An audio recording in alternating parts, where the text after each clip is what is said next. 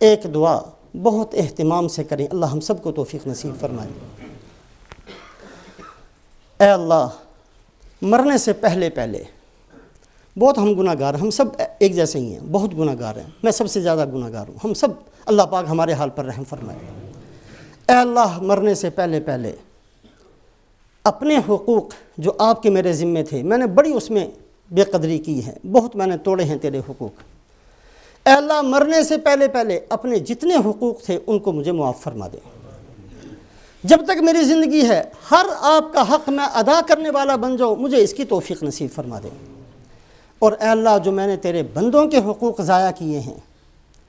اے اللہ مجھے توفیق بھی نصیب فرما، مجھے اسباب و وسائل بھی نصیب فرما کہ ہر تیرے بندے کا حق جو میں نے ضائع کیا ہے میں مرنے سے پہلے اس کو ادا کر دوں۔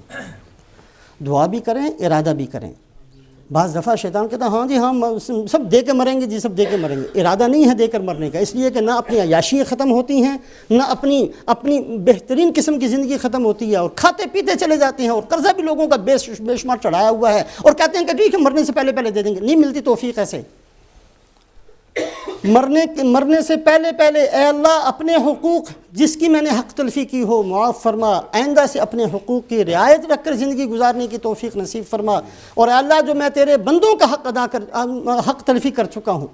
مالی طور پر ہو، کسی کی عزت و آبرو سے کھیلا ہو، کسی کی غیبت کی ہو، کسی پر بہتان باندھا ہو، ان سے جا کر معافی مانگ لیں، اور اللہ سے بھی دعا کریں کہ اے اللہ مرنے سے پہلے میں جب مروں تو میرے اوپر نہ آپ کا حق کوئی ہو نہ بندوں کا کوئی حق ہو۔ ایک تو یہ دعا۔ دوسری یہ دعا بہت کثرت سے کریں، اور خاص طور سے وہ اشخاص اور افراد جن کو اللہ توفیق دے رہے ہیں حرم کے اندر جانے کی، اس لیے کہ قبولیت کی بہت ساری چیزیں اللہ نے وہاں جمع کی ہیں۔ عرفات کا میدان قبولیت کا میدان ہے، مزدلفہ کا میدان قبولیت کا میدان ہے، مینا کا میدان قبولیت کا میدان ہے، بیت اللہ کو دیکھ کر دعا مانگنا قبولیت کی جگہ ہے، اذان کے بعد دعائیں قبول ہوتی ہیں، جمعہ آئے گا جمعے کے اندر ساعت قبولیت موجود ہے، مسجد نبوی قبولیت دعا کی جگہ ہے، رسول پاک علیہ الصلوۃ والسلام کے وسیلے سے دعائیں مانگنا، یہ قبولیت کی بہت ساری چیزیں اللہ پاک نے اس سفر کے اندر دعاؤں کی قبولیت کی رکھی ہیں۔ وہاں ایک دعا یہ بھی کریں کہ اے اللہ مرنے سے پہلے مجھے اپنے نبی کا ایسا امتی بنا دے جو اپنے نبی کے قلب مبارک کو راحت اور ٹھنڈک اور خوشی پہنچانے والا امتی ہو۔ ہم میں سے کوئی اپنے نبی کا ایسا امتی نہ بنے۔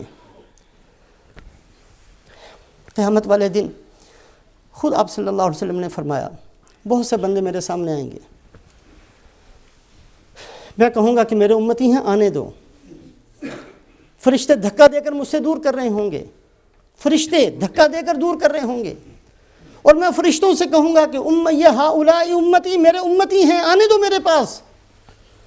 فرشتے کہیں گے یا رسول اللہ انک لا تدری ما احدثوا بعدک، اے اللہ کے نبی انہوں نے جو کچھ کیا ہے آپ کو نہیں پتا، ستیہ ناس کیا ہے آپ کے دین کا، انہوں نے یہ آپ کی سنتوں کے ساتھ کھیلتے رہے ہیں، یہ برباد کرتے رہے ہیں آپ کے لائے ہوئے دین کو، اس دین کا انہوں نے کچھ عمر نکال دیا جس دین کے لیے آپ کی بیٹی نے فاقے برداشت کیے تھے، آپ کے گھر کے اندر جو تکلیفیں آپ نے برداشت کی تھی ان کے لیے انہوں نے کسی چیز کی کوئی رعایت نہیں۔ یا رسول اللہ انک لا تدری ما احدثوا بعدک، اے اللہ کے رسول جو انہوں نے کیا ہے وہ آپ کو نہیں پتا۔ آپ صلی اللہ علیہ وسلم کیا فرمائیں گے؟ رحمت للعالمین ہیں، لیکن اس موقع پر فرمائیں گے فَسُحْقًا سُحْقًا، اگر یہ ایسے ہیں تو ان کو مجھ سے دور کر دیں، میں بھی نہیں ان کو دیکھنا چاہتا ہوں۔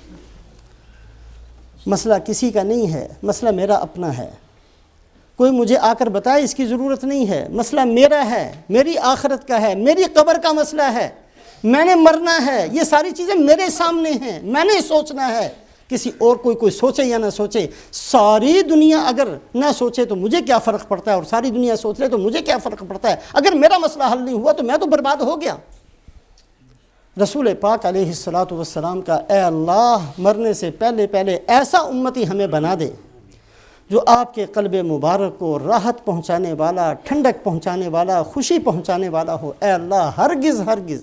ہم بہت گناہ گار ہیں، ہم نے بہت دین کی بے قدری کی ہے، لیکن اے اللہ ہمیں ایسا نہ بنا جو اپنے نبی کو ہی ستانے والا ہو۔ کتنا برا سمجھا جاتا ہے اس آدمی کو جو ماں باپ کو ہی ستانا شروع کر دے، لوگ کہتے ہیں کتنا بدتمیز ہے،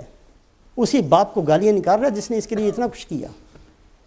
کیسا بے حیا آدمی ہے،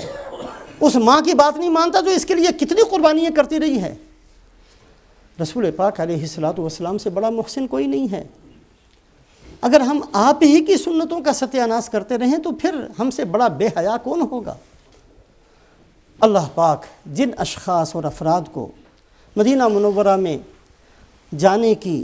زیارت کی، قیام کی جتنی بھی اللہ توفیق نصیب فرمائے، وہاں جا کر ندامت کے ساتھ کہ یا رسول اللہ صلی اللہ علیہ وسلم بڑا ہم نے آپ کے دین کو بگاڑا ہے، کوئی شک نہیں، جو کر چکے اللہ یا رسول اللہ معاف فرما دیں،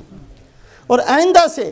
آپ کی بھی سفارش مانگتے ہیں کہ اللہ سے سفارش فرما دیں کہ اللہ ہمیں آپ کا ایسا امتی بنا دے